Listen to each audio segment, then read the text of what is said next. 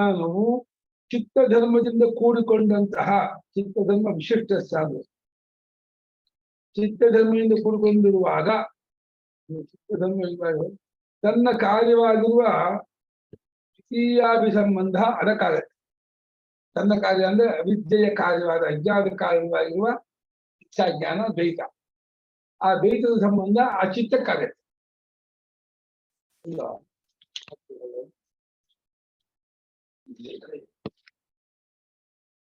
ಸ್ವಾನ ತನ್ನ ಅಂದ್ರೆ ಯಾವ ವಿಜ್ಞಾನದ ಕಾರ್ಯ ಯಾವುದು?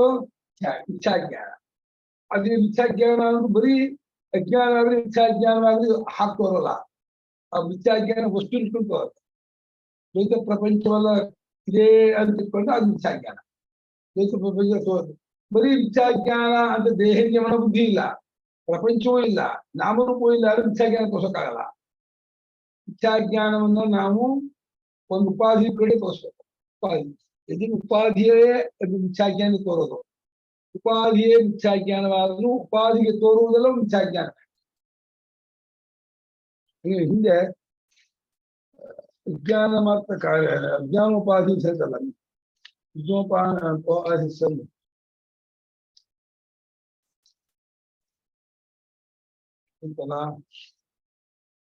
ಅಜ್ಞಾನ ಮಾತ್ರ ಉಪಾಧಿ, ಅಜ್ಞಾನ ಮಾತ್ರ ಉಪಾಧಿರುವ ಉಪಾಧಿ ಅಂತ. ಅಜ್ಞಾನ ಮಾತ್ರವಾಗಿರುವ ಉಪಾಧಿಯಿಂದಲ್ಲ, ಆ ಉಪಾಧಿಯಿಂದ ಆತ್ಮನ ಅಹಮಾದಿಗೆ ನೋಡ್ತಾನೆ, ನಾನು ನಿಂದಿತಾಗಿ ನೋಡ್ತಾನೆ. ಹಾಗಾಗಿ ಇಲ್ಲೂ ಗ್ರಹಣ ಅನ್ಯಥಾಗ್ರಹಗಳು ಅನಾತ್ಮ ಧರ್ಮವಾಗಿದ್ದು ಅದಕ್ಕೆ ತಸ್ಯವಾದ ಅನಾತ್ಮಕ್ಕೆ ಬೀಜಾತ್ಮನ ತಮಸಃ ಬೀಜ ಸ್ವರೂಪವಾಗಿರ್ತಕ್ಕ ತಮಸ್ಸಿನ ಒಂದು ಸ್ವಭಾವವು ಅಂತಃಕರಣಕ್ಕೆ ಸೇರಿ. ಅದು ಚಿತ್ತಧರ್ಮ ವಿಶಿಷ್ಟಸ್ಯ. ಚಿತ್ತಧರ್ಮ ವಿಶಿಷ್ಟ ಅಂದ್ರೆ ಮನಸ್ಸಿನ ಧರ್ಮದಿಂದ ಕೂಡಿಕೊಂಡಿರುವಾಗ ತನ್ನ ಕಾರ್ಯವಾಗಿರುವ ಅಂದ್ರೆ ಅಜ್ಞಾನದ ಕಾರ್ಯವಾಗಿರುವ ಎರಡನೇ ವಸ್ತು ಇದೆಯಲ್ಲ, ಆ ಎರಡನೇ ವಸ್ತು ಸಂಬಂಧ ಚಿತ್ತಕ್ಕೆ. ಆತ್ಮನಿಗಿಲ್ಲ ಅಂದ್ರೆ ಚಿತ್ತಕ್ಕೆ ಹಾಕ್ತಾ ಇರೋದ ಒಂದಕ್ಕೆ ಅಂಟಿಸ್ಬೇಕಾದ್ರೆ ಯಾವ್ದಕ್ಕಾರೋ ಈ ಅಜ್ಞಾನವಾಗಲಿ ಇಚ್ಛಾಜ್ಞಾನವಾಗಲಿ ಯಾರಿಗೆ? ಬುದ್ಧಿಗೆ, ಅಂತಃಕರಣಕ್ಕೆ ಹೇಳ್ಬೇಕು. ಯಾಕಂದ್ರೆ ಅಜ್ಞಾನವನ್ನು ಆತ್ಮ ಬೆಳಗ್ತಾ ಇದ್ದಾನೆ, ಇಚ್ಛಾಜ್ಞಾನವನ್ನು ಆತ್ಮ ಬೆಳಗ್ತಾ ಇದ್ದಾನೆ. ಹಾಗೆ ಬೆಳಗುವ ಆತ್ಮನಿಗೆ ಅಜ್ಞಾನ ಸಂಬಂಧವೂ ಇಲ್ಲ, ಇಚ್ಛಾಜ್ಞಾನ ಸಂಬಂಧವೂ ಇಲ್ಲ. ಹೌದು, ನನಗೆ ಗೊತ್ತಾಗ್ತಿಲ್ಲ ಅಂದ್ರೆ ಗೊತ್ತಾಗ್ತಿದೆ. ಹೌದು, ದೇಹ ಆದ್ರೂ ನಾನು ಅಂದ್ಕೊಂಡಿದ್ದೀನಿ ತಪ್ಪಲಿಕ್ಕಿಯೂ ಗೊತ್ತಾಗ್ತಿದೆ. ತಪ್ಪಲಿಕ್ಕಿಯೂ ಗೊತ್ತು ಮಾಡ್ಕೊಳ್ಳುವ, ಅಜ್ಞಾನವನ್ನು ಗೊತ್ತು ಮಾಡ್ಕೊಳ್ಳುವ ಆತ್ಮನಿಗೆ ತಪ್ಪಲಿಕ್ಕೆ ಇದೆಯೋ ಅಜ್ಞಾನ ಇದೆಯಾ? ಎರಡೂ ಇಲ್ಲ. ಅಲ್ಲ, ಈ ಬೀರುವ ಪದಾರ್ಥ ನೋಡ್ತೀನಿ, ಆ ಬೀರುವ ಪದಾರ್ಥವನ್ನು ನೋಡ್ತೀನಿ, ನಂಗೆ ಈ ಬೀರು ಸೇರಿದ್ರೆ ಈ ಸೇರಿಲ್ಲ. ಎರಡು ನೋಡ್ತಿರೋ, ಎರಡು ಸಾಕ್ಷಿ. ಹಾಗೆ ನನ್ಗೆ ನಾನು ನಿಜ ಸ್ವರೂಪ ನಾನು ಹೇಗಿದ್ದೀನಿ ಅನ್ನೋ ಗೊತ್ತಿಲ್ಲ ಅಂತ ಗೊತ್ತಾಗ್ತದೆ. ಹಾಗೆ ದೇಹೇಂದ್ರಿಯಗಳ ಬುದ್ಧಿಗೆಲ್ಲ ನನ್ನ ನಾನು ತಿಳ್ಕೊಂಡಿದ್ದೀನಿ ಅಂತ ಗೊತ್ತಾಗ್ತದೆ.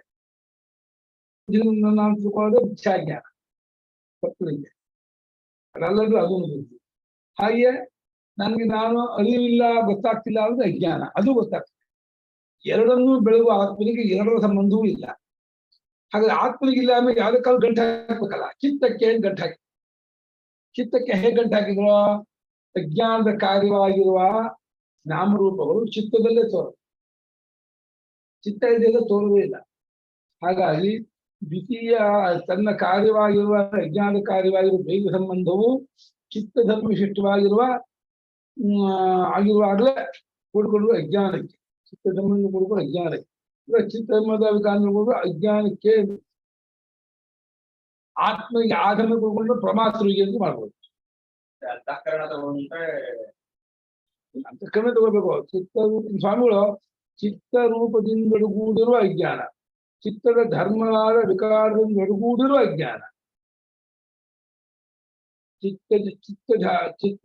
ಚಿತ್ತರೂಪದಿಂದ ಒಡಗೂಡಿರುವ ಚಿತ್ರರೂಪದ ಒಡಗೂಡಿದ ಅಜ್ಞಾನ ಅಂದ್ರೆ ಅಜ್ಞಾನ ಬೆಳಕದ ಪದಾರ್ಥ ತೋರಿಸ್ತಾಗೋ ಅಜ್ಞಾನ ಇದೆ ಅಂದ್ರೆ ಚಿತ್ತ ಧರ್ಮದಿಂದ ಕೊಟ್ಟು ತೋರಿಸ್ಬೇಕು.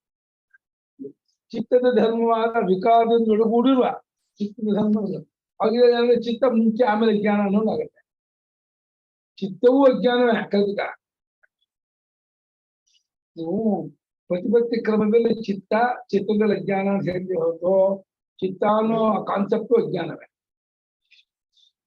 ಹಾಗಾದ್ರಿಂದ ಅವಿಕಾರಿಯಾದ ಆತ್ಮನಿಗಿಲ್ಲ ಅನ್ನೋದೇ ಇಲ್ಲಿ ಮುಖ್ಯವಾದಂತಹ ವಿಚಾರ. ವಿಜ್ಞಾನವಾಗಲಿ ಇಚ್ಛಾಜ್ಞಾನವಾಗಲಿ ಎರಡರ ಸಂಬಂಧವು ಆತ್ಮನಿಗಿಲ್ಲ ಅಂದ್ರೆ ನನಗಿಲ್ಲ ಅಂತ. ನನಗೇನು ತನಗೆ ತಾನಾದ ಸ್ವರೂಪಕ್ಕೆ ಎರಡೂ ಇಲ್ಲ. ಇದು ಒಂದು ಆತ್ಮನು ಅಜ್ಞಾನದಿಂದ ಮುಕ್ತವಾಗಿದ್ದಾನೆ ಅಂತ ತಿಳ್ಕೊಳ್ಳುತ್ತಲೇ ನಾನು ಅಜ್ಞಾನ ರಹಿತನು ಅರ್ಥ ಮಾಡ್ತೀನಿ. ವಿಜ್ಞಾನದಿಂದ ಇವರ ರೂಪ ಪ್ರಕಾಶಯೋ ಸಂಗತಿ ವಿಕ್ರಿಯಾವತಃ ಸುಖ ದುಃಖಾದಿ ಸಂಬಂಧ ಕಾರಣಃ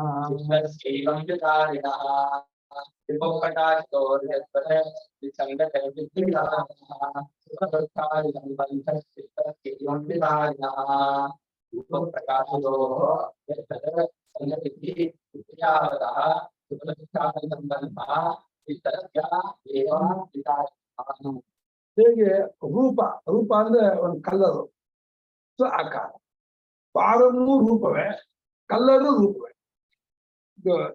ಇದು ರೌಂಡ್ ಆಗಿದೆ ಅಂತಂದ್ರೆ ಇದು ಒಂದು ರೂಪ, ರೂಪ್ಯತೆ ರೂಪ. ಕಪ್ಪಗಿದೆ ಅನ್ನೋದು ರೂಪ. ರೂಪ್ಯತೆ ನಿರೂಪ್ಯತೆ ರೂಪ, ಯಾವುದರಿಂದ ಯಾವ್ದು ಗೊತ್ತುಪಡಿಸ್ತೀವೋ ಅದು ರೂಪ. ಆ ಆಕಾರವಾಗಲಿ ಬಣ್ಣವಾಗಲಿ ಅವಳೆರಡಕ್ಕೆ, ಆಕಾರಕ್ಕೂ ಬಣ್ಣಕ್ಕೂ ಸಂಬಂಧ ಅಂದ್ರೆ ಪ್ರಕಾಶದೊಡನೆ ಸಂಬಂಧ, ರೂಪಕ್ಕೆ ಪ್ರಕಾಶದೊಡನೆ ಸಂಬಂಧ. ರೂಪ ಅಂದ್ರೆ ರೂಪವುಳ್ಳ ಪದಾರ್ಥ ಅಂತ. ರೂಪವುಳ್ಳ ಪದಾರ್ಥಕ್ಕೂ ಪ್ರಕಾಶಕ್ಕೂ ಸಂಬಂಧ ಅಂತ ಆಗ್ಬೇಕಾದ್ರೆ ಅದೆರಡಕ್ಕೂ ವಿಕಾರ ಇರಬೇಕು.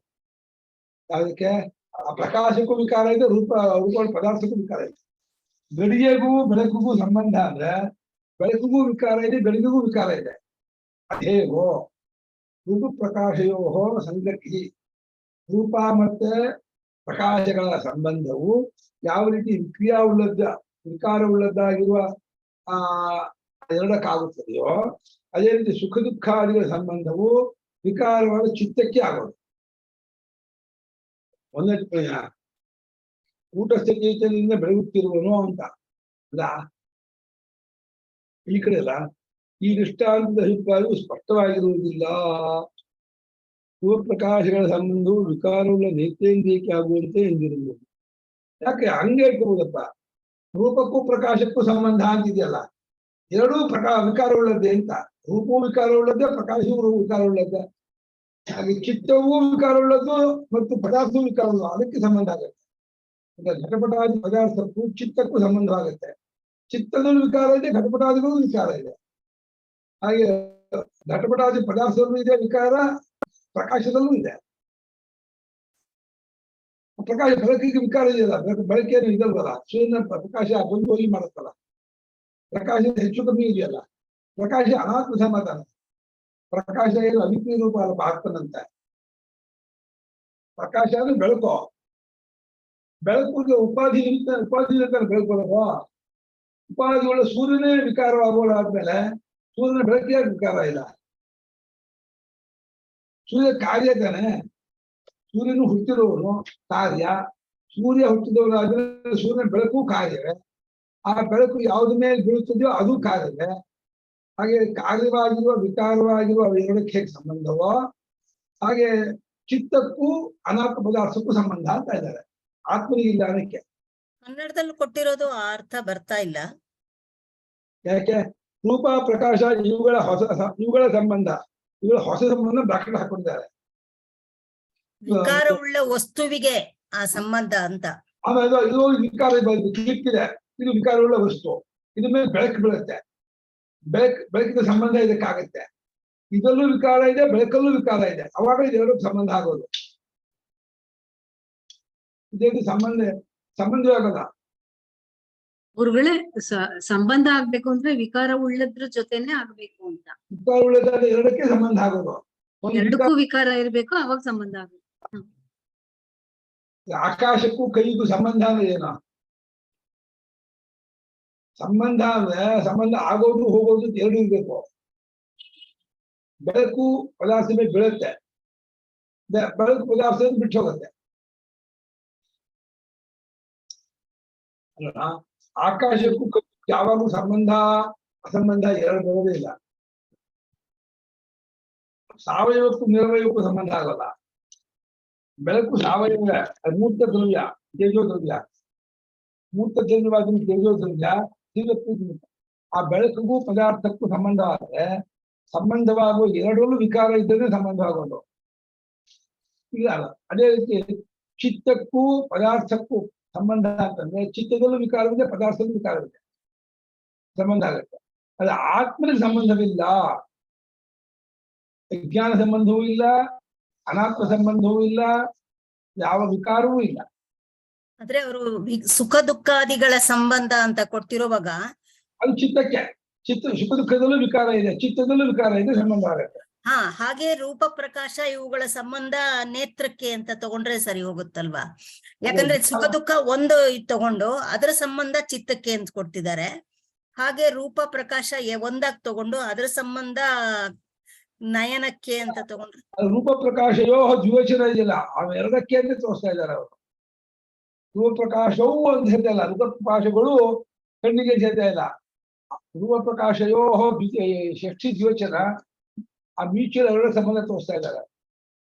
ರೂಪಕ್ಕೆ ಪ್ರಕಾಶಕ್ಕೆ ಸಂಬಂಧ ಅಂತನಾ? ರೂಪಕ್ಕೆ ಪ್ರಕಾಶಕ್ಕೆ ಸಂಬಂಧ ಅಂತನಾ? ಹೌದು, ಪ್ರಕಾಶದಿಂದ ರೂಪ ಕಾಣೋದೇ ಇಲ್ಲಲ್ಲ. ಬೆಳಕು ಬಿದ್ದಾಗ್ಲೇ ವಸ್ತು ಕಾಣೋದು. ರೂಪ ಇಲ್ಲ, ಪ್ರಕಾಶ ರೂಪ ಇದೆ, ಕಟ್ಟ ಯಾವ ರೂಪ ಹೇಳ್ತೀರ ನೀವು? ಹಾಗಾಗಿ ಬೆಳಕು ವಿಕಾರಿ, ವಸ್ತುನು ವಿಕಾರಿ. ಪ್ರಕಾಶ ವಿಶಿಷ್ಟವಾದ ಗಡಿಗೆ ಅಂತ ನಾವು ಹೇಳೋದು. ಬೆಳಕಿನಿಂದ ಒಳಗೂಡಿದ ಗಡಿಗೆ, ಬೆಳಕಿನಿಂದ ಕೂಡಿದಂತಹ ಪದಾರ್ಥ, ಅದರಿಂದ ಬೆಳಕು ಬಿದ್ದಿದೆ, ಇದು ವಿಕಾರ, ಬೆಳಕು ವಿಕಾರ. ಆ ವಿಕಾರವಾಗಿರುವ ಅವೆರಡಕ್ಕೆ ಹೇಗೆ ಸಂಬಂಧವೋ ಈಗ ವಿಕ್ರಿಯಾವತಃ ದ್ವಯೋಹೋ ಎದ್ವತ್ ಸಂಬಂಧ ಅಂತ ಇದ್ದಾರೆ. ನಂಗೆ ಹೇಗೆ ಸಂಬಂಧ? ವಿಕಾರ ಉಳ್ಳ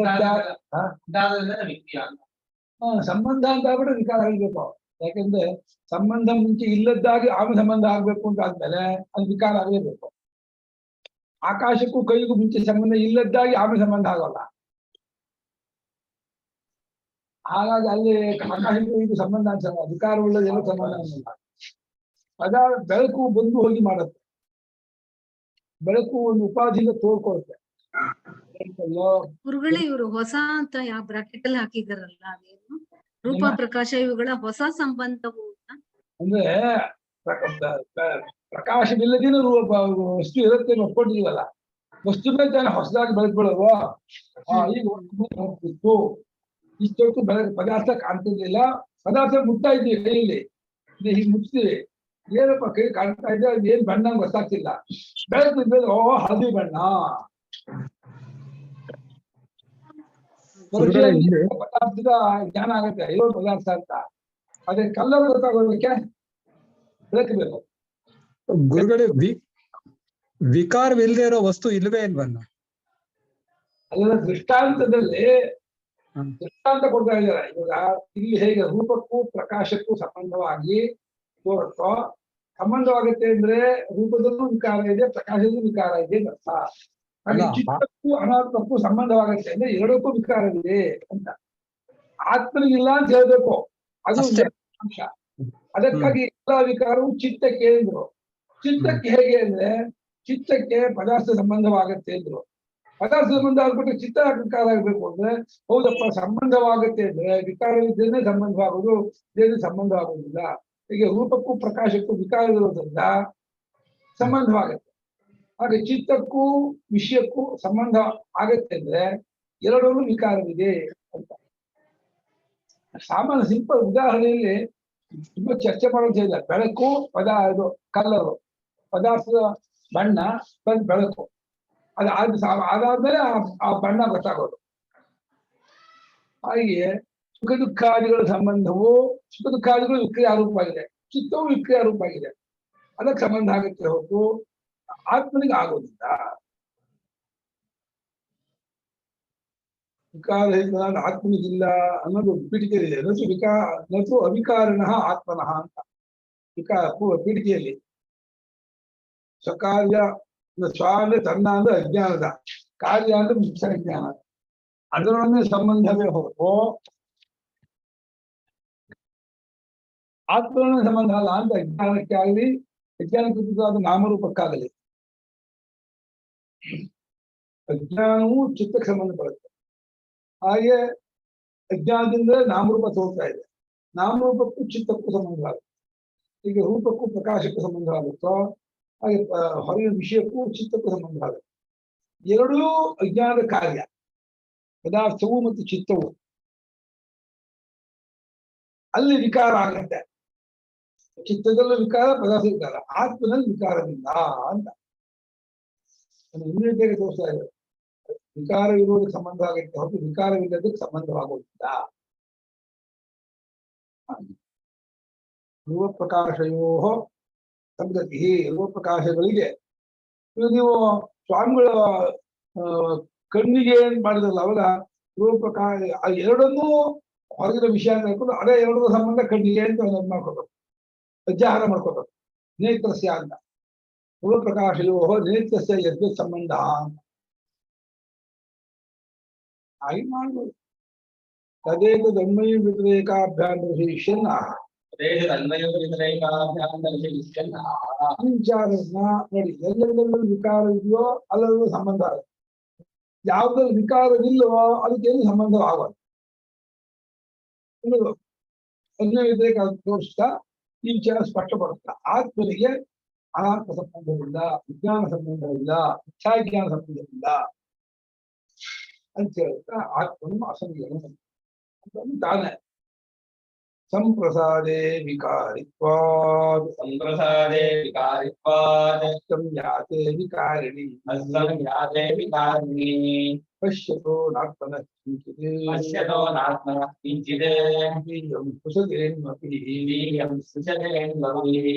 ಸಂಪ್ರಸಾದೇ ವಿಕಾರಿತ್ವಾದಸ್ತಂಯಾತೆ ವಿಕಾರಿಣಿ ಪಶ್ಯತೋ ನಾತ್ಮನಃ ಕಿಂಚಿತ್ ದ್ವಿತೀಯಂ ಸ್ಪೃಶತೆ ಭವೇ. ಸಂಪ್ರಸಾದೇ ಅಧಿಕಾರಿತ್ವಾದ್ ಅಸ್ತಂ ಜಾತೆ ವಿಕಾರಿಣಿ ಪಶ್ಯತಃ ನ ಆತ್ಮನಃ ಕಿಂಚಿತ್ ದ್ವಿತೀಯಂ ಸ್ಪೃಶತೆ ಅಣು ಅಪಿ. ಅಣು ಅಪಿ ಅಣು ಅಪಿ ಶಕ್ತಿ ಸ್ಪೃಶತೆ ಸ್ಪೃಶ ಸ್ಪರುಶನ ಅನ್ನೋದು ಪರಸ್ಪೃತಿ. ಪರಸ್ಪೃತಿ ಅಂದ್ರೆ ಸ್ಪೃಶತಿ ಅವ ದ್ವಿತೀಯಂ ಸ್ಪೃಶತಿ ಸ್ಪೃಶತ್ಯನ್ವಪಿ ಸ್ಪೃಶತಿ ಅಣು ಸ್ಪೃಶತ್ಯಣು ಸ್ಪೃಶತ್ಯನ್ವಪಿ ಆಗಬೇಕಾಗಿತ್ತು. ಸ್ಪೃಶತೆ ಅಂತ ಆತ್ಮ ಪ್ರಯೋಗ ಮಾಡಿದ್ದಾರೆ, ಆರ್ಷ ಪ್ರಯೋಗ ಅಂತ ಏನಂತ ಇದ್ದಾರೆ. ಸಂಪ್ರಸಾದ ಅಂದ್ರೆ ಸುಷುಪ್ತಿ. ಸುಷುಪ್ತಿಯಲ್ಲಿ ವಿಕಾರಿಣಿ ಚಿತ್ತೆ ಅಸ್ತಮಿ ಆಗುತ್ತೆ. ವಿಕಾರವಾಗಿರೋ ಚಿತ್ತವು ಅಸ್ತವಾಗಿರುತ್ತೆ. ನಿದ್ದೆಯಲ್ಲಿ ವಿಕಾರವಾಗುತ್ತಿರುವ ಚಿತ್ತ ಇರೋದಿಲ್ಲ, ಹೌದಾ?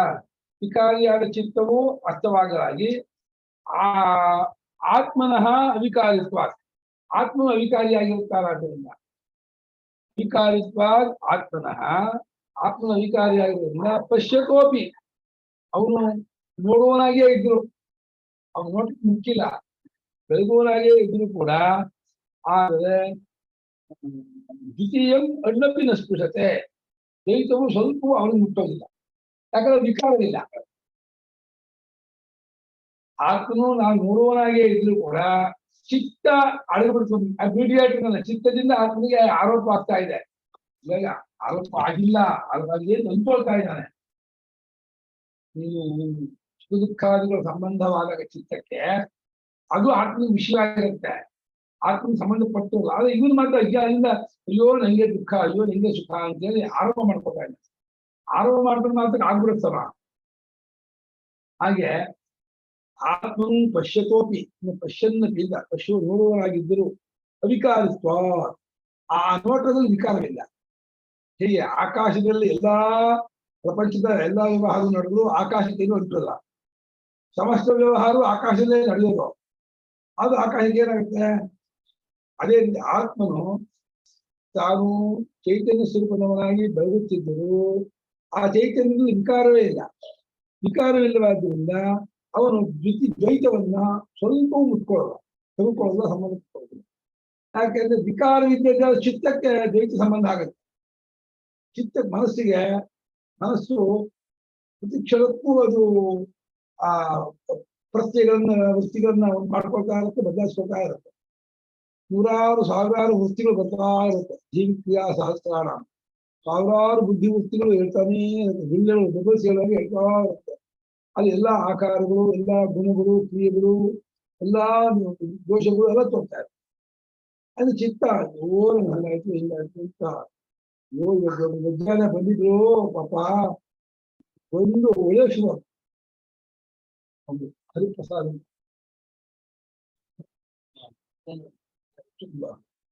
ಏನ್ರಿ ಯಾಕೆ ಏನಾಯ್ತು ಅಂತಂದ್ರೆ, ಸ್ವಾಮಿ 2 ಮದುವೆ ಆಗಿದೆ ತಂದೆ, 2 ಬಿಟ್ಟು ಹೋಗಿದ್ರು, ಬಹಳ ಬೇಜಾರಾಗ್ತಾ ಇದೆ. ಭಗವಂತ ಒಳ್ಳೇದ್ ಮಾಡ್ದಾಗ ಅಯ್ಯೋ ಹಾಗನ್ಬೇಡಿ ನಂಗೆ ಬರ್ಬೇಕು. ಭಗವಂತ ಒಳ್ಳೇದ್ ಮಾಡ್ಬೇಕಂದ್ರೆ ನಿಮ್ಗೆ ತಪ್ಪು, ಅಯ್ಯೋ ಹಾಗನ್ಬೇಡಿ ಮತ್ ಬರ್ಬೇಕು, ಆ ಹುಡುಗಿ ಬರ್ಬೇಕು, ಏನ್ ಮಾಡ್ಲಿ, ಏನ್ ಜಪ ಮಾಡ್ಲಿ, ಹಂಗ್ ಮಾಡ್ಲಿ ಮತ್ತೆ ಡೈವರ್ಸ್ ಆಗೈತಂತೆ 2 ಮದುವೆ. ಮತ್ ಯಾಕ್ರಿ ಪೂರ್ಣ ಮೋಹ. ಏನ್ ಹೇಳ್ತಾ ಏನ್ ಜಗತ್ತಲ್ಲಿ ಏನೇನು ಚಿತ್ತ ಕಾಣ್ತಾ ಇದೆ ನನಗೆ ಆಶ್ಚರ್ಯ ಆಗುತ್ತೆ.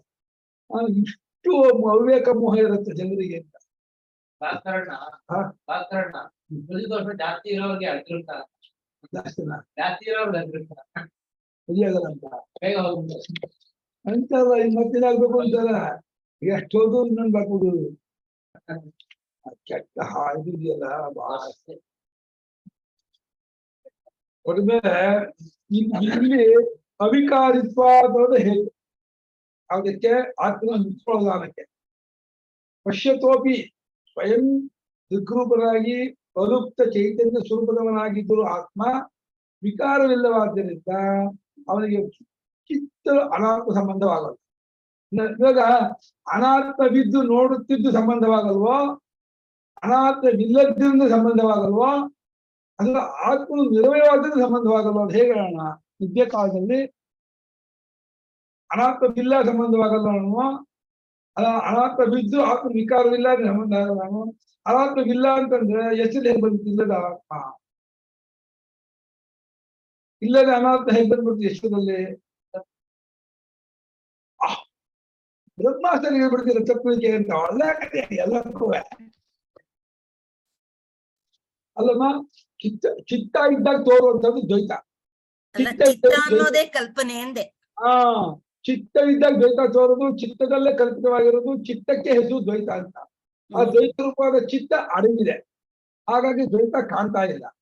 ಹಾಗಾಗಿ ಆ ಆತ್ಮ ನೋಡುವನಾಗಿದ್ರು ಕೂಡ ಅವನಿಗೆ ಅದ್ಯಾವುದು ಅಂಟ್ಕೊಳ್ಳಲ್ಲ, ಸಂಬಂಧ ಪಟ್ಕೊಳ್ಳಲ್ಲ, ವಿಕಾರವಾಗಲ್ಲ.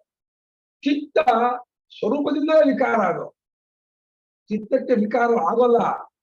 ವಿಕಾರ ಸ್ವರೂಪವೇ ಚಿತ್ತ. ಹೇಗೆ ಬಿಸಿ ಸ್ವರೂಪವೇ ಬೆಂಕಿಯೋ, ಚಿತ್ತದ ಸ್ವರೂಪವೇ ವಿಕಾರವಾಗೋದು, ವಿಕಾರ ಆಗ್ತಾನೇ ಇರುತ್ತೆ. ಚಿತ್ತ ಅವಿಕಾರಿಯಾಗಿ ಇರೋಕೆ ಆಗಲ್ಲ. ಯಾಕಂದ್ರೆ ಚಿತ್ತದಲ್ಲಿ ನಾನಾ ತರಹ ಯೋಚನೆಗಳು ಬರ್ತಾನೆ ಇರುತ್ತೆ. ಚಿತ್ತದಲ್ಲಿ ಯೋಚನೆ ಬರುತ್ತೋ, ಚಿತ್ತವೇ ನಾನಾ ತರ ಯೋಚನೆ ತೋರ್ಕೊಳ್ಳುತ್ತೋ. ಎಲ್ಲಿಂದ ಬರುತ್ತೆ ಚಿತ್ತಕ್ಕೆ ಯೋಚನೆ? ಚಿತ್ತವೇ ನಾನಾ ತರ ಯೋಚನೆ ರೂಪ ಕಾಣ್ತಾ ಇರುತ್ತೆ. ಅದನ್ನೇ ವಿಕಾರ, ಅದನ್ನೇ ಕೆಲವು ಆಕಾರಗಳನ್ನ ಸುಖ ಅಂತಾನೆ, ಕೆಲವು ಆಕಾರ ದುಃಖ ಅಂತಾನೆ ಅಂತಾನೆ. ಚಿತ್ತಕ್ಕಿಂತ ಬೇರೆಯಾಗಿ ಸುಖ ದುಃಖ ಇಲ್ಲ, ಚಿತ್ತಕ್ಕಿಂತ ಬೇರೆ ಪ್ರಪಂಚ ಇಲ್ಲ, ಯಾವುದೂ ಇಲ್ಲ ಅಂತ ಒಪ್ಪೋದೇ ಇಲ್ಲ. ದುಡ್ಡು ಹೊರಗಡೆ ಇದೆ, ನನ್ನ ಮಕ್ಕಳು ಹೊರಗಡೆ ಇದ್ದಾರೆ, ಅದು ನಂಗೆ ಅನುಕೂಲ ಆಗಿರ್ಬೇಕಪ್ಪ, ನಂಗೆ ಚೆನ್ನಾಗಿ ನಡ್ಕೋಬೇಕು, ಆವಾಗ ನಂಗೆ ಸಂತೋಷವಾಗುತ್ತೆ. ಬರೀ ನನ್ನ ಚಿತ್ತ ಅಷ್ಟು ಯಾವುದು ನನ್ನ ಚಿತ್ತಕ್ಕಿಂತ ಬೇರೆ ಇಲ್ಲ ಅಂದ್ಬಿಟ್ರೆ ನಂಗೆ ಹಾಕೋದು ಆಗಲ್ಲ. ಚಿತ್ತ ಬೇರೆ, ಹೆಂಡತಿ ಮಕ್ಕಳು ಮನೆ ಮಠ ಬೇರೆ, ಅವ್ರಿಂದ ನಂಗೆ ಅನುಕೂಲ ಅಷ್ಟೇ ಇರ್ಬೇಕು. ಯಾವ್ದು ನಂಗೆ ಚೆನ್ನಾಗಿ ನಡ್ಕೋಬೇಕು. ಅವರು ದೂರ ನಂಗೆ ಬೇಜಾರು ಮಾಡ್ಬಾರ್ದು. ನಂಗೆ ಭಾಳ ನಾನು ಬೇಕಾದ್ರೆ ತಂದ್ಕೊಡ್ತೀನಿ, ನನ್ಗೆ ಏನು ಬೇಕೋ ತಂದ್ಕೊಡ್ತೀನಿ. ಅವ್ರು ಹೀಗೆ ನಡ್ಕೋಬೇಕು. ಯಾಕೆ ಬಿಟ್ಟು ಹೋದ್ರು ಅಂತಂದ್ರೆ, ಏನೋ ಬೈದು ಬಿಟ್ಟೆ ಕಂಡ್ರಿ, ಕೋಪ ಬಂದಿದ್ದ ಬೈಬಿಡಿ ಜನ ನಮ್ಗೆ, ಅಷ್ಟಕ್ಕೆ ಬಿಟ್ಟು ಹೋಗ್ಬೇಕು ನಾನು. ಹೌದು, ಅದೇ ಬೆಳ್ಕೊಬೇಕು. ಸಣ್ಣ ವಿಷಯ. ಅದಲ್ದೇನೆ 2 ಸೈಟ್ ಬೇರೆ ಹೊಡ್ಕೊಂಡು ಹೋದು, ಡೈವರ್ಸ್ ಆಗ್ಬೇಕಾದ್ರೆ 2 ಕೋಟಿ ರೂಪಾಯಿ ಅದು ಹೋಗ್ತೀನಿ ನಂದು.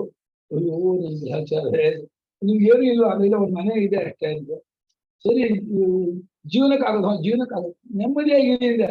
ಅಯ್ಯೋ ನೆಮ್ಮದಿ ಬರ್ತಾ ಇಲ್ಲ, ನೆಮ್ಮದಿ ಆಗ್ತಾ ಇಲ್ಲ. ಮತ್ತೆ ಅವಳು ಬರೋ ಹಂಗೆ ಮಾಡಿ, ಏನಾದ್ರು ಮಾಡಿ ಬರೋ ಹಂಗೆ ಮಾಡಿ. ನಾನಂತ ಮಾಡಕ್ಕಾಗತ್ತೆ ಬರೋ ಹಂಗೆ. ಮಾಟ ಮಂತ್ರ, ಮಾಟ ಮಂತ್ರ. ಇಲ್ಲ, ನೀವು ಬರುತ್ತೆ ಅಂತ ಹೇಳಿ, ಬರುತ್ತೆ ನಮ್ಗೆ, ನೀವು ಬರುತ್ತೆ ಅಂದ್ಬಿಡಿ. ನಿಮ್ಮ ಮಾತು ಬಾಯಿ ಬಂದ್ಬಿಟ್ರೆ ಬಂದ್ಬಿಡತ್ತೆ. ಅಯ್ಯೋ ಗ್ರಹಚಾರ, ನಾನ್ ಯಾಕಪ್ಪ ಅದೆಲ್ಲ ಹೋಗಲಿ. ನನಗೋ ನಗು ಅವ್ರು ಅಳ್ತಾ ಇದ್ದಾರೆ, ನನ್ಗೆ ನಗು ಬರ್ತಾ ಇದೆ. ಇದೇ ಪ್ರಚಾರ, ಇದಪ್ಪ ಪ್ರಪಂಚ, ಇದುವೇ ಸಂಸಾರ. ಅನಂತವಾಗಿ ನಾನಂತ ಯಾವ ಯೋಚನೆ ಇಲ್ಲ, ಏನಾಗುತ್ತೆ ಪಾಪ. ಪಶ್ಯತೋಪಿ ಇಲ್ಲ, ಪಶ್ಯತಃ ಅನ್ನೋದು ಅಪಶಬ್ದ ಸೇರಿಸ್ಕೋಬೇಕು. ಪಶ್ಯನ್ನಪಿ ಇಲ್ಲ, ಅಧಿಕಾರಿತ್ವ ಹೇತು. ಅದನ್ನ ದ್ವಿತೀಯಂ ದ್ವೈತಂ ವಸ್ತು ದುಃಖಿರಪಿ ನ ಸ್ಪೃಶತೆ, ಕಣ್ಣಪಿ ನ ಸ್ಪೃಶತೆ ಆತ್ಮಾಹಂ. ಸೋಯಂ ಕೂಟಸ್ಥ ಜ್ಞಾನಮೂರ್ತಿ ಆತ್ಮ. ಸ್ವಯಂ ಆತ್ಮ ಅಂತ, ಈ ಆತ್ಮನು ಕೂಟಸ್ಥವಾದ ಜ್ಞಾನವೆಂಬ ಮೂರ್ತಿಯ ಸ್ವರೂಪ, ಚೈತನ್ಯ ಸ್ವರೂಪದವನು. ಮೂರ್ತಿನ ಸ್ವಾಮಿ ಆತ್ಮ ಆಕಾಶಕ್ಕೆ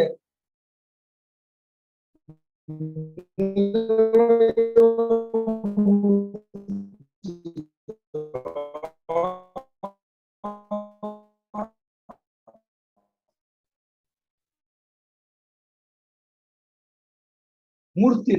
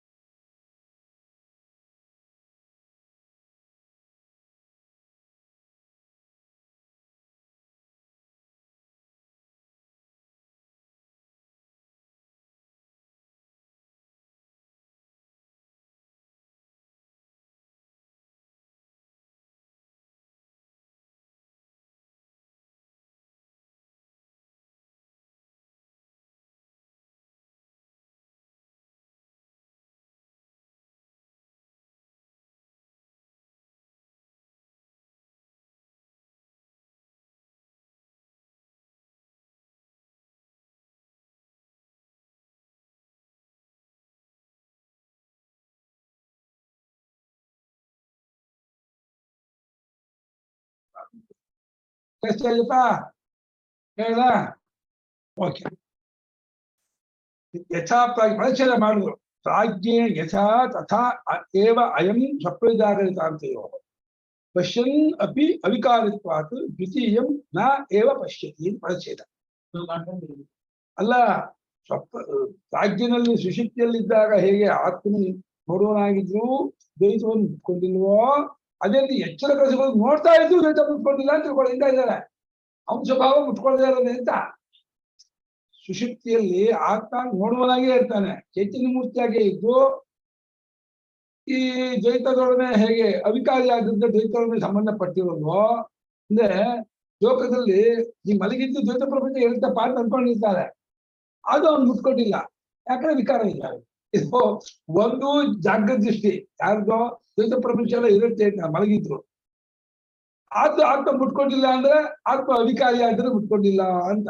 ಯಾಕೆ? ಚೈತನ್ಯ ಮೂರ್ತಿಯಾಗಿ ಅವಿಕಾರಿಯಾದ್ರಿಂದ ದ್ವೈತ ಪ್ರಪಂಚದ ಮಲಗಿದ್ದು ದ್ವೈತ ಪ್ರಪಂಚ ಅನ್ನೋದು ಇದ್ರೂ ಕೂಡ ಆತ್ಮನ ಸಂಬಂಧವಾಗ್ತಾ ಇರಲ್ಲ. ಅದು ಹೇಗೋ ಅದೇ ಎಚ್ಚರವಾಗಿದ್ದ ಅವನೇ, ಯಾವನು ಮಲಗಿದ್ದ ಸುಶುಪ್ತ ಆಗಿದ್ದ ಅವನೇ ಎಚ್ಚರ ಆದ ಅಥವಾ ಕನಸಲ್ಲಿದ್ದ. ಎಚ್ಚರ ಕನಸುಗಳು ಎರಡರಲ್ಲೂ ಕೂಡ ದ್ವೈತವನ್ನು ಅವನು ಬೆಳಗುತ್ತಿದ್ದರು, ಕಾಣುತ್ತಿದ್ದರು ಕೂಡ ಅವನು ಅವಿಕಾರಿತ್ವ ಹೇತು ಸಮಾನ. ಅಲ್ಲಿ ಅವಿಕಾರಿ, ಎಚ್ಚರ ವಿಕಾರಿ ಅಲ್ಲ ಆತ್ಮ. ಯಾವಾಗಲೂ ಆತ್ಮ ಅವಿಕಾರಿಯೂ ಸಮಾನ. ಅವಿಕಾರಿ ಆದವನಾದ್ರಿಂದ ಎಚ್ಚರಗಳು ದ್ವೈತವನ್ನು ಮುಟ್ಕೊಳ್ತಾ ಇದ್ದ. ಈಗ ಪಶ್ಯ ದ್ವೈತವನ್ನ ನೋಡೋದೇ ಇಲ್ಲ, ನೋಡದೇ ಇಲ್ಲ, ಮುಟ್ಕೊಳ್ಳೋದೇ ಇಲ್ಲ. ಇಲ್ಲಿ ಅಸಂಕುಚಿತ ಚಿತ್ ಪದ್ಮ ಪ್ರಾಜ್ಞೆ ಸ್ವಪ್ನ ಪ್ರಬೋಧವ ತಥಾ ಪ್ರಫುಲ್ಲ ಬೋಧಾಬ್ಧ ವಾಕ್ಯವ ಸ್ವಪ್ನಬೋಧ. ಈ ಸುಷುಪ್ತನಾಗಿದ್ದಾಗಲೂ ಚೈತನ್ಯವೆಂಬ ಕಮಲಕ್ಕೆ ಮುದುಡುವಿಕೆ ಇಲ್ಲ. ಸ್ವಪ್ನ ಜಾಗೃತದಲ್ಲೂ ಯಾವ ರೀತಿ ಹರಡ್ಕೊಂಡಿದೆ ಅಂತೀರೋ ಆ ರೀತಿ ಅಲ್ಲಿ ಹರಡ್ಕೊಳ್ಳೋದೇ ಇಲ್ಲ. ಅಲ್ವಾ? ಅಪ್ರಫುಲ್ಲ ಬೋಧಾಭ್ಯ ಭಾಗ್ಯವ ಸ್ವಪ್ರಬೋಧ. ಸುಷುಪ್ತಿಯಲ್ಲಿ ಹರಡ್ಕೊಳ್ಳದೇ ಇರೋ ಅರಿವು ಅಂತಂದ್ರೆ ಎಚ್ಚರದಲ್ಲಿ ಹರಡ್ಕೊಳ್ಳದೇ ಇರೋ ಅರಿವೆ. ಎಚ್ಚರಗಳಲ್ಲಿ ಹರಡ್ಕೊಂಡ ಅರಿವು ಅನ್ನೋದಾದ್ರೆ ಸುಷುಪ್ತಿಯಲ್ಲೂ ಕೂಡ ಮುದುರ್ಕೊಳ್ಳದೇ ಇರೋ ಅರಿವೆ. ಆತ್ಮ ಅರಿವಿಗೆ ಇಲ್ಲಿ ಮುದುಡಿಕೊಳ್ಳುವಿಕೆಯೂ ಇಲ್ಲ, ಇಲ್ಲಿ ಹರಡುವಿಕೆ ಎರಡೂ ಇಲ್ಲ ಅಂತ. ಅಲ್ಲಿ ಮುದುಡ್ಕೊಂಡಿದೆ, ಇಲ್ಲಿ ಹರಡ್ಕೊಂಡಿದೆ ಅಂತ ಬೇಡ. ಮೂರವಸ್ಥೆಯಲ್ಲೂ ಚೈತನ್ಯವೆಂಬ ಕಮಲ ಏಕರೂಪವಾಗಿದೆ. ಹರಳೋದು ಮುದುಕೋದು ಎರಡೂ ಇಲ್ಲ. ಚೈತನ್ಯವನ್ನು ಕಮಲ ಅಂತ ರೂಪ ಕಮಲ. ಹಾಗೆ ಸುಷುಪ್ತಿಯಲ್ಲಿ ಪ್ರಾಜ್ಞಾ ಇದ್ದಾಗ ಅಧಿಕಾರಿಯಾಗಿರ್ತಾನಾದ್ದರಿಂದ ಆತ್ಮನು ದ್ವೈತವು ಆತ್ಮವನ್ನು ಕಿಂಚಿತ್ತು ಮುಟ್ಟಲ್ಲ.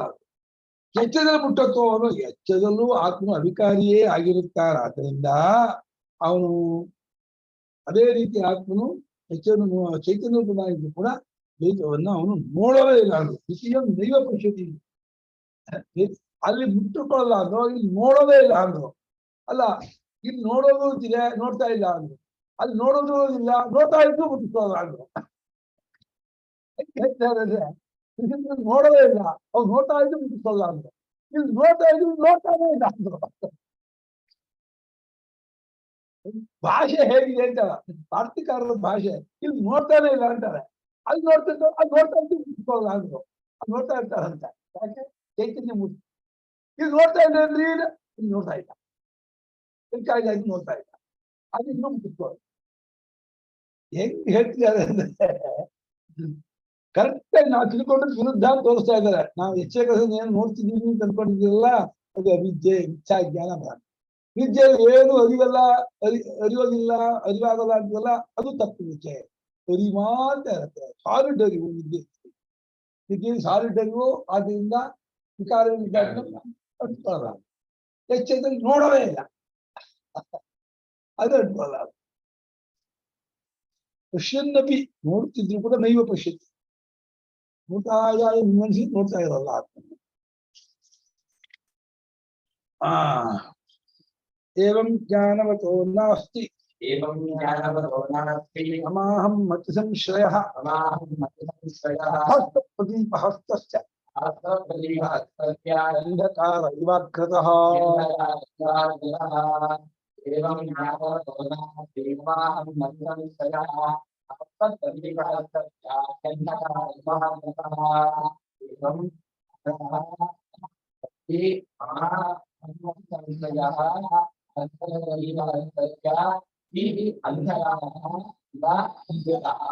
ಹಸ್ತದು ಪ್ರದೀಪ ಹಸ್ತ.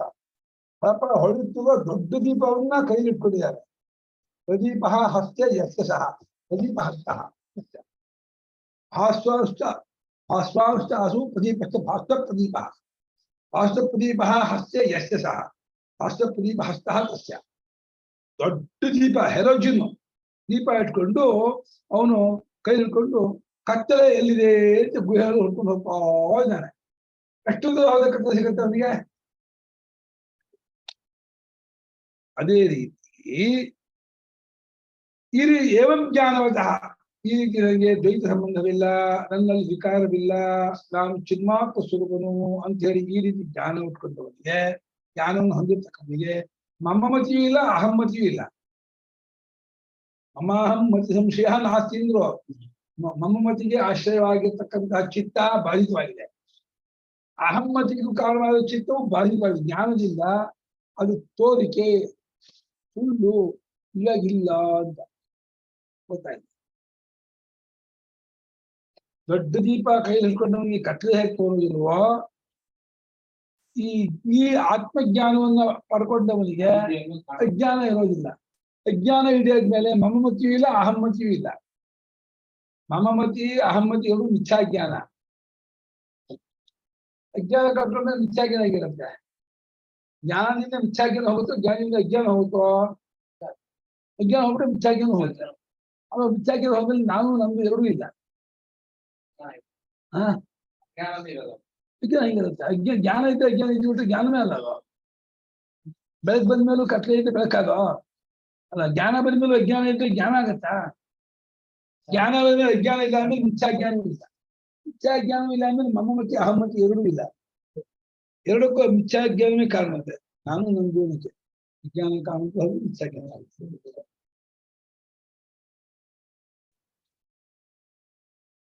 ಹೇಳೋಕ್ ಮೆಥಡ್ ಇದೆಯಲ್ಲ ಬಹಳ ಸುಲಭವಾಗಿ ಹೇಳ್ತಾ ಇದ್ದಾರೆ ಅನ್ಸುತ್ತೆ. ಅದು ಇಂಪ್ಲಿಮೆಂಟ್ ಮಾಡ್ಕೊಕ್ ಹೋದ್ರೆ ಏನ್ ಮಾಡುದು ಅದು ಅಕ್ಸೆಪ್ಟ್ ಆಗ್ತಾ ಇಲ್ಲ. ವಿಷಯ 100% ಕರೆಕ್ಟ್ ಆಗಿದೆ, ಇದರಲ್ಲಿ ಯಾವ ಡೌಟು ಇಲ್ಲ. ಯಾವ ಯುಕ್ತಿಗೂ ಹೊಂದತ್ತೆ, ಅನುಭವಕ್ಕೆ ಹೊಂದತ್ತೆ, ಶಾಸ್ತ್ರಕ್ಕೂ ಹೊಂದತ್ತೆ, ದೃಷ್ಟಾಂತವೂ ಇದೆ. ಆದ್ರೂ ಏನಾದ್ರು ಹೇಳ್ಕೊಳ್ಳೋ ನಾನು ಹೀಗೆ ಇರ್ತೀವಿ ಹಠ ಮಾಡ್ತಾ ಇದ್ದೀನಿ. ನನ್ ಮಾತ್ರ ನಾನು ನಂದು ಉಂಟು, ಏನ್ ಮಾಡ್ತೀಯಾ? ಯಾರು ಮನೆ ಎದ್ದೋಗಲ್ಲ, ಏನ್ ಮಾಡ್ತೀಯಾ? ನಮ್ಮನೆ ಎದ್ದೋಗು ಅಂತ ಎದ್ದೋಗಲ್ಲ, ಏನ್ ಮಾಡ್ತೀಯಾ? ಪೊಲೀಸ್ ಕರ್ಕೊಂಡು ಹೋಗಲ್ಲ, ಏನ್ ಮಾಡ್ತೀಯ? ಪೊಲೀಸ್ ಬಂದು ನನ್ನ ಮನೇಲಿ ಸೇರ್ತೀನಿ, ಏನ್ ಮಾಡ್ತೀಯ? ಬಂಡಿ ಬಿಟ್ಬಿಟ್ರೆ ಏನ್ ಮಾಡ್ತೀಯ? ಹಂಗ ಓಡಿಸ್ತೀರ ಅವ್ರಿಗೆ. ಯಾರೋ ಬಂದಪ್ಪ ಕೂತ್ಕೊಡಪ್ಪ, ಎದ್ದೋಗಲ್ಲ, ಕೂತ್ಕೊಂಡ್ಬಿಟ್ರು ನಿಮ್ಮ ಮನೆಯಲ್ಲಿ, ಏನ್ ಮಾಡ್ತೀರಾ? ಆಯ್ಕೆ ಬಂಡ ಯಜ್ಞಾನ ಅವಿದ್ಯೆ ಬಂದು ಕೂತ್ಕೊಂಡ್ಬಿಟ್ಟಿದೆ, ಎದ್ದೋಗಲ್ಲ ಕೂತ್ಕೊಂಡ್ಬಿಟ್ಟಿದೆ. ನಾಚಿಕೆ ಇಲ್ಲ, ಮಾನ ಮರ್ಯಾದೆ ಇಲ್ಲ. ಬಂಡ ಹೋಗ ಜಾಗ ಅಲ್ಲ, ಇಲ್ಲ ನಿಂತ್ಕೊಂಡ್ರೆ ಹೋಗಲ್ಲ. ಚೆನ್ನಾಗಿ ಕೂತ್ಬಿಟ್ಟಿದೆ ಅಂತೆ. ಯಾವ್ದನ್ನ? ವಿಷಯಾಸಕ್ತಿ ಎನ್ನುವಂತಹ ಮದಿರನ ಹೆಂಡ, ಭೋಗಾಸಕ್ತಿ ವಿಷಯಾಸಕ್ತಿ ಎನ್ನುವಂತಹ ಮದಿರಪಾನ ಮಾಡಿ ಹೃದಯದೊಳಗೆ ನನ್ನ ಮನೆಯಿಂದ ಬಂದು ಕೂತ್ಕೊಂಡ್ಬಿಟ್ಟಿದ್ದಾನೆ. ಅಜ್ಞಾನ ಇತ್ತಾಗಿ ಅಂತ ಮಂದಿ ಇಬ್ರು ಮಾತಾಡ್ಕೊಂಡ್ಬಿಟ್ಟಿದ್ದಾರೆ, ನೀನು ಹೋಗ್ಬೇಡ ನಾನು ಹೋಗಲ್ಲ ಅಂತ, ನೀನ್ ಹೆಂಗ್ ಓಡಿಸ್ದಾಗ ನೋಡೇ ಬಿಡೋಣ ಅಂತ. ಇವನು ಏನೇನೋ ತರ್ಕ ಮಾಡ್ತಾನೆ, ವಿಚಾರ ಮಾಡ್ತಾನೆ, ಯುಕ್ತಿ ಮಾಡ್ತಾನೆ, ಹೆಂಗ್ ಮಾಡ್ತಾನೆ. ಬೇಸರ ಬಿಡು, ಯಾರನ್ನೋ ಆಶ್ರಯಿಸ್ಕೊತಾನೆ. ಭಗವಂತ ನೀನೇ ಬಿಡು, ಹರಿ ಗೋವಿಂದ ಕೃಷ್ಣ ಕೂತ್ಕೊಂಡಾನೆ. ಏನಾದ್ರು ಕೂಕೋಲ್ಲ, ಹೋಗಲ್ಲ. ಬಂಡ ಕೂತ್ಕೊಂಡು ಹೋಗಲ್ಲ. ಏನ್ ಮಾಡೋಣ? ಏನಾದ್ರು ಕೈ ಸಿಗುವಾಗ ಆಗ್ಬೇಕಾಗಿತ್ತು, ಮಾಡ್ತಾ ಚಚ್ ಬಿಡ್ಬಿಡ್ತಿತ್ತು. ಕೈ ಸಿಗಲ್ಲ, ಏನ್ ಮಾಡಿ ಹೋಗಲ್ಲ. ಎಷ್ಟಾದ್ರು ವಿಚಾರ ಮಾಡಯ್ಯ, ನಾನು ಇಲ್ಲ, ಆಯ್ತು ಅಂದಿಲ್ಲ, ವಿಕಾರವಿಲ್ಲ, ಚೈತನ್ಯ ಮೂರ್ತಿ, ಆದ್ರೂ ನನಗೆ ಇದೇನು ಇದು?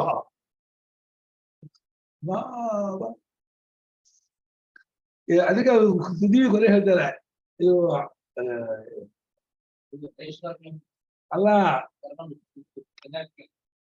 ಈ ಜೀವಂತವಾಗಿರ್ಬೇಕು ಅಂತ ಹೇಳ್ತಾ ಇದ್ದಾರೆ. ದುರ್ವೃತ್ತ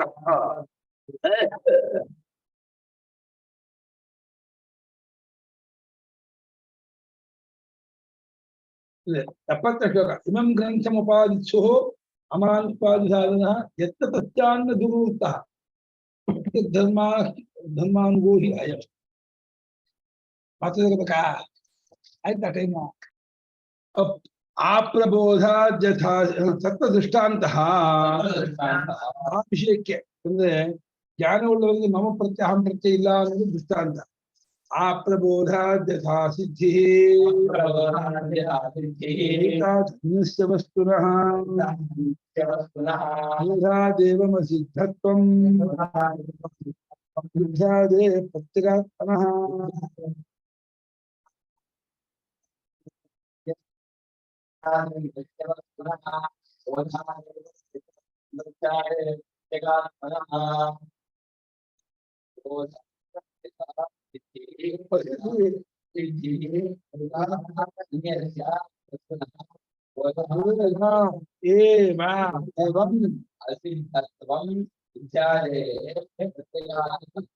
ಆತ್ಮಜ್ಞಾನವಾಗುವವರೆಗೂ ಬೋಧಾದ ಆದರೂ ಮರ್ಯಾದ ಇರ್ಲಂತ. ಅಲ್ಲಿವರೆಗೂ ಆತ್ಮಜ್ಞಾನವಾಗುವವರೆಗೂ ದ್ವೈತಕ್ಕಿಂತ ಬೇರೆಯಾಗಿರುವ ಆತ್ಮ ಎಂಬುದು ಸಿದ್ಧವಾಗುವುದೇ ಇಲ್ಲ. ದ್ವೈತಕ್ಕಿಂತ ಬೇರೆಯಾದ ವಸ್ತು ಯಾವುದೋ? ಅದ್ವೈತ ವಸ್ತು. ಅದ್ವೈತ ವಸ್ತು ಎಂಬುದು ಆತ್ಮಜ್ಞಾನವಾಗುವವರೆಗೂ ಏನ್ ಮಾಡುದು ಸಿದ್ಧವಾಗುವುದು. ಹೇಳಿ ಎಷ್ಟಾರು ವಿಚಾರ ಮಾಡಿ, ಎಷ್ಟಾರು ವಾಕ್ಯ ಕೋಟ್ ಮಾಡಿ, ಎಷ್ಟಾರು ಗ್ರಂಥ ಏನಾದ್ರು ಮಾಡಿ, ಆತ್ಮಜ್ಞಾನವಾಯಿತು ಅವಾಗ ಆತ್ಮಕ್ಕಿಂತ ಬೇರೆ ಇನ್ನೊಂದು ವಸ್ತು ಸಿದ್ಧವಾಗಲ್ಲ. ಆತ್ಮಜ್ಞಾನವಾಗುವವರೆಗೆ ದ್ವೈತಕ್ಕಿಂತ ಬೇರೆಯಾಗಿರೋ ಅದ್ವೈತ ವಸ್ತು ಹೇಗೆ ಸಿದ್ಧವಾಗುವುದಿಲ್ವೋ, ಇದೇ ರೀತಿ ಜ್ಞಾನವಾದ ಮೇಲೆ ಆ ಪ್ರತ್ಯೇಕಾತ್ಮದಿಂದ ಬೇರೆಯಾಗಿ ಬುದ್ಧಿಯಾಗಿ ಯಾವುದು ಸಿದ್ಧ ಆಗೋದೇ ಇಲ್ಲ. ಆತ್ಮದಿಂದ ಬೇರೆಯಾಗಿ ಯಾವುದು ಸಿದ್ಧ ಆಗೋಲ್ಲ. ಜ್ಞಾನ ಮುಂಚೆ ದ್ವೈತಕ್ಕಿಂತ ಬೇರೆಯಾಗಿ ಅದ್ವೈತ ಸಿದ್ಧ ಆಗಲ್ಲ. ಜ್ಞಾನ ಆದ್ಮೇಲೆ ಅದ್ವೈತಕ್ಕಿಂತ ಬೇರೆಯಾಗಿ ದ್ವೈತ ಸಿದ್ಧ ಆಗಲ್ಲ. ಎರಡೂ ಇರೋದು ಅನ್ನಕ್ಕೆ ಅಟ್ ಎ ಟೈಮು ದ್ವೈತವೂ ಇದೆ, ಅದ್ವೈತವೂ ಇದೆ. ದ್ವೈತಾದ್ವೈತ ವಾಸನೆ, ದ್ವೈತಾದ್ವೈತ ಬುದ್ಧಿ, ಇದು ವೃತ್ತಿ ಪ್ರಪಂಚ ಹೇಳ್ತಾರಲ್ಲ, ಆಗೋಲ್ಲ. ದ್ವೈತ ಕಾಣ್ತಿದ್ರೆ ಜ್ಞಾನವಾಗಿಲ್ಲ ಅಂತ ಅರ್ಥ. ಜ್ಞಾನವಾಗಿದ್ದು ದ್ವೈತ ಕಾಣುತ್ತಿದ್ದ ಮಾತ್ರ.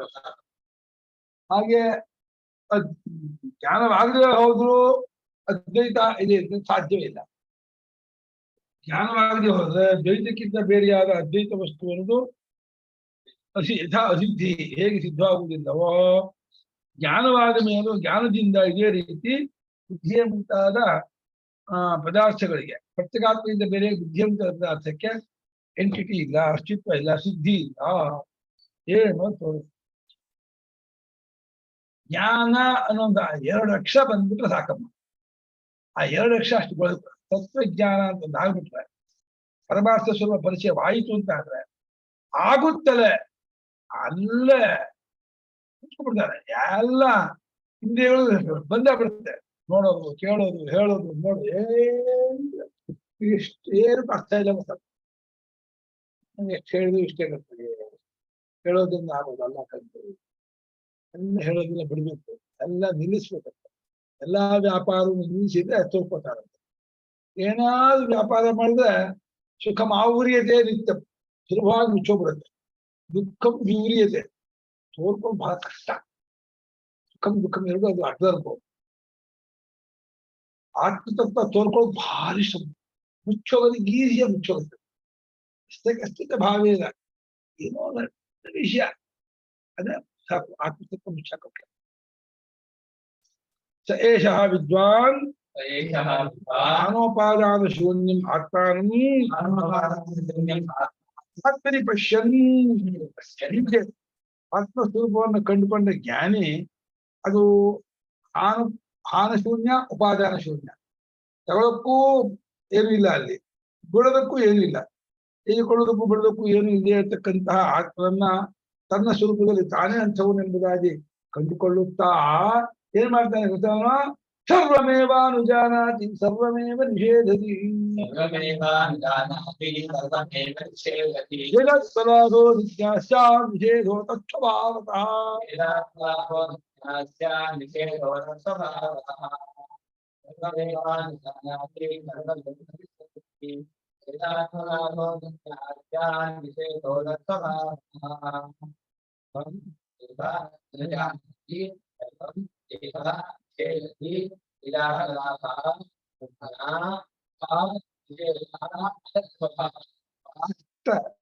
ಅವನು ಎಲ್ಲವನ್ನೂ ಒಪ್ತಾನಂತೆ.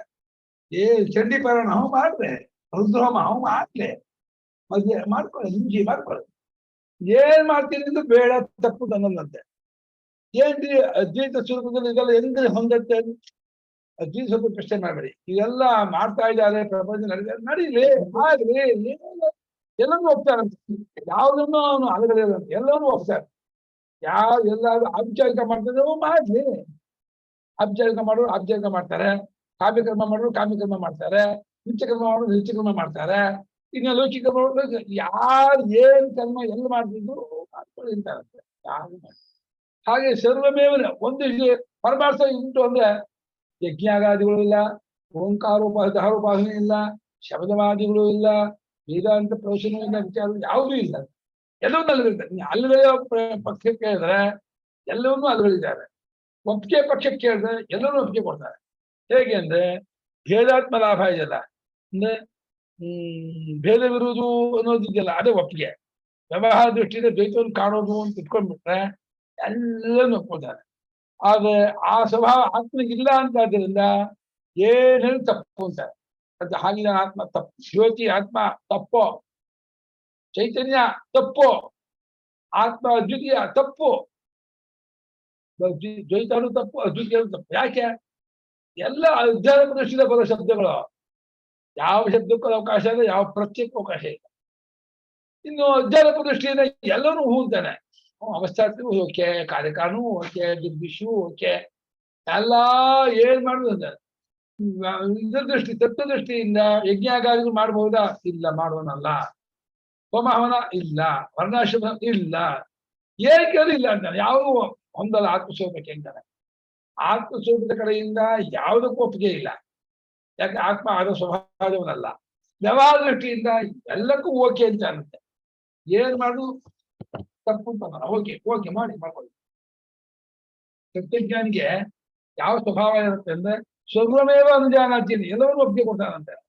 ಯಾರು ಯಾವ ಮತದವರ ಏನಾದ್ರು ನೀವು ಬೌದ್ಧರು ಇರ್ಲಿ, ಕಾಣಾದರು, ನೈಯಾಯಿಕರು ಹೇಳಿ ಮಾಡ್ಲಿ, ಏನಂತೆ ಒಂದಲ್ಲ ಅಂಶ ಅವ್ರು ಬಂದೇ ಬರ್ತಾರೆ ಇಲ್ಲಿಗೆ. ಸತ್ಯ ಒಂದೇ. ಸತ್ಯಕ್ಕೆ ಹಾಗಾದ್ರು ಸುತ್ತಕೊಂಡಾಲು ಬರ್ಲಿ, ನೇರವಾಗಿ ಬರ್ಲಿ, ಲಗಾಟ ಹೊಡ್ಕೊಂಡಾಲು ಬರ್ಲಿ, ಒಂದಲ್ಲ ಒಂದ್ ದಿವಸ ಪ್ರತಿಯೊಬ್ಬರು ಸತ್ಯದ ಕಡೆಗೆ ಹೋಗ್ಬೇಕು, ಸತ್ಯದಲ್ಲೇ ಮುಚ್ಚಬೇಕು. ಅದು ಎಲ್ಲರೂ ಒಪ್ಕೊಳ್ತಾರೆ. ಹಾಗೆ ನಿಷೇಧ ಮಾಡಿ ಹೊರಟ್ರೆ ಆತ್ಮಸ್ವರೂಪ ಯಾವುದೂ ಅಕ್ಸೆಪ್ಟ್ ಮಾಡಿ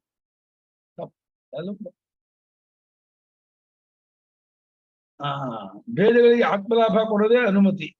ಅಂದ್ರೆ ಭೇದಗಳಲ್ಲಿ ಏನ್ ಒಪ್ಕೊಳ್ಳೋದೇ ಇದು ಭೇದ. ಇನ್ನು ಅದರ ಸ್ವಭಾವವಿಲ್ಲದವನಾಗಿರುವುದೇ ನಿಷೇಧ.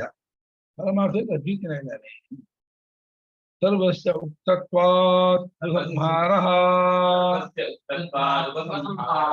ಏನೇನು ಹೇಳ ಅಷ್ಟೊಂದು ಹೇಳ್ಬಿಟ್ಟಾಯ್ತು. ನಾನು ಏನು ಹೇಳೋದು ಉಳಿದಿಲ್ಲ, ಎಲ್ಲವನ್ನು ಹೇಳಿದ್ದಾಯ್ತು. ಆದ್ರಿಂದ ಈಗ ಪ್ರಕರಣವನ್ನು ಉಪಸಂಹಾರ ಮಾಡ್ತಾರೆ. ನಿಷ್ಠೆ ಮುಂದೆ ಪ್ರಕರಣದ ವಿಷಯ ಏನು ಇಷ್ಟೇ ಅಂತ. ಪರಮಾರ್ಥಾತ್ಮನಿಷ್ಠಂ ಯದ್ ವೇದಾಂತ ನಿಶ್ಚಿತಂ ನಮೋಪನುಧ್ಯಾಂ ಜ್ಞಾನಂ ಕಥಿತಂ ಮಯಾ.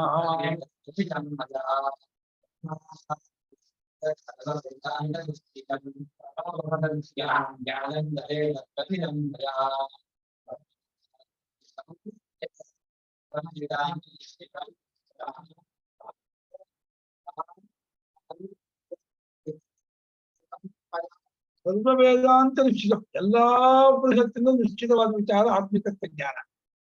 ಪ್ರಧಾನಕ್ಕೆ ಹೋಗು, ಚಾಂದೋಗ್ಯಕ್ಕೆ ಹೋಗು, ಚೈತನ್ಯಕ್ಕೆ ಹೋಗು, ಬಾಂಧವ್ಯಕ್ಕೆ ಹೋಗು, ಯಾವ ಉಪನಿಷತ್ತಿಗೆ ಹೋದ್ರು ಬ್ರಹ್ಮಾತ್ಮಿಕತ್ವ ಜ್ಞಾನವೇ ತಾತ್ಪರ್ಯದಿಂದ ಹೇಳ್ತಾ ಇರುವಂತಹ ವಿಚಾರ.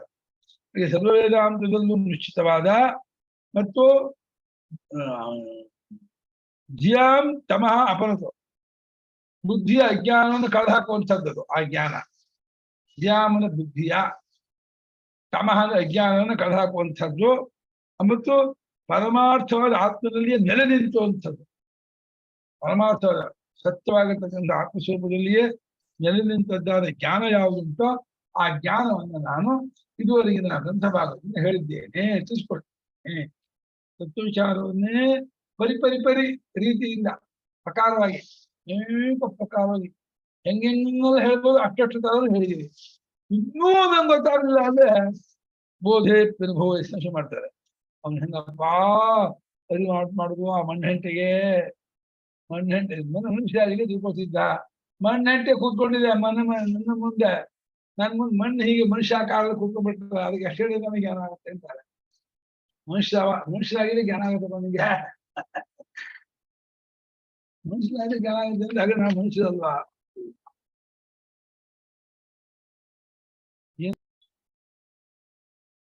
ಏತಾವಧಿಯ ಉಕ್ತಂ, ಮತ್ತು ಇಷ್ಟ ನಾನು ಇಲ್ಲಿ ಹೇಳ್ಬಿಟ್ಟಿದ್ದೀನಿ. ಒಂದೇ ಅಷ್ಟೊಂದು ಹೇಳ್ತಾರೆ.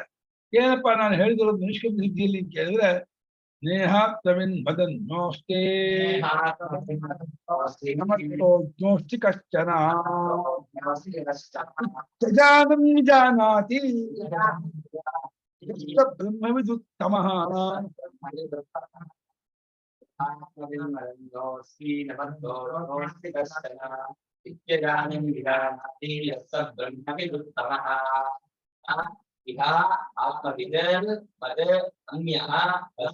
ಮದನ್ಯ ಒಂದು ವದನ್ಯಃ ಅಸ್ತಿ ನ ಮತ್ತಃ ಅಜ್ಞಃ ಅಸ್ತಿ ಕಶ್ಚನ ಇತಿ ಅಜಾನನ್ಯ ಜಾನಾತಿ ಯಃ ಸಃ ಬ್ರಹ್ಮವಿದ್ ಉತ್ತಮಃ.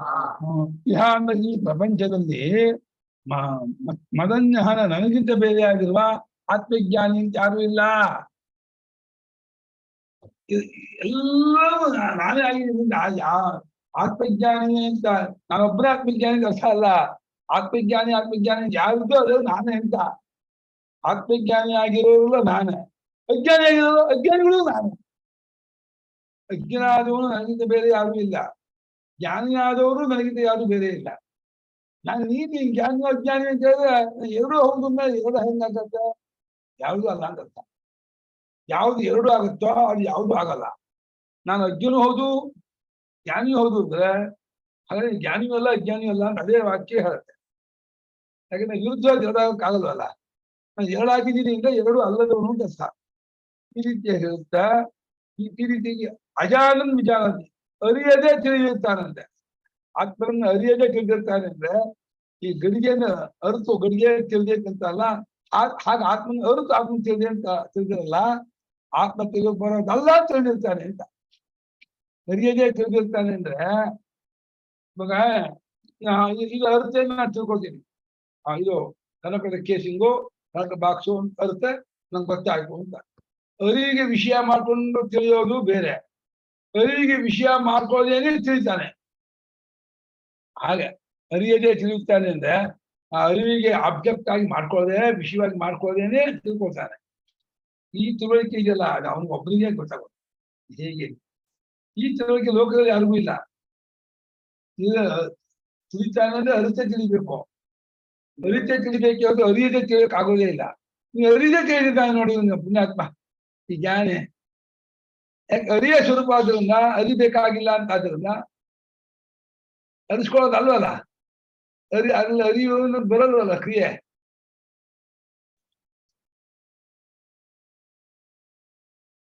ತಾನೇ ಸರ್ವವೂ ಆಗಿ ಉಳಿಯೋದ್ರಿಂದ ಅವನು ಈ ರೀತಿಯ ಸರಿ ಸರ್ವಾನು ಇಲ್ವಲ್ಲ, ಅದು ಅಧ್ಯಾತ್ಮ ತಾನೆ.